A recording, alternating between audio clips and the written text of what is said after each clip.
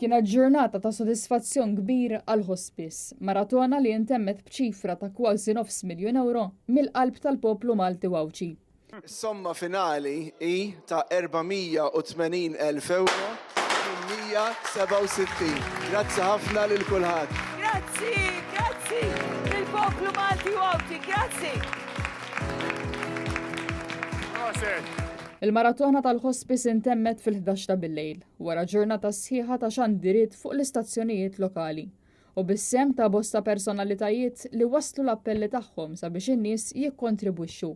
Matul is-sena 2024 kienu 917 il-pazjent ġodda li rrikorrew għas-servizzi ta' Hospice Malta, hekk kif il-bżonn ta' kura paljattiva dejjem qed tiżdied. B'Hospice Malta saħansitra qiegħda f'diskussjonijiet avvanzati sabiex jinfetaħ inpatient unit li jista' jitgawda minn dawk li tant għandhom bżonn.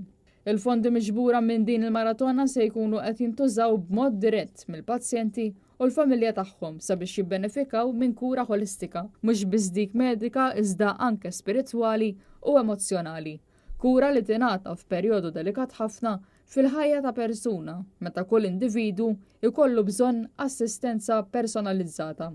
Tantu hekk li kienu bosta testimonjanzi ta' qraba ta' pazjenti li rċivew lajnuna minant il-hospice li spjegaw kif il-hospice kienet l-organizzazzjoni li f'mumenti ta' tbatija ta' tstama lil pazjenti u anka lil qraba tagħhom.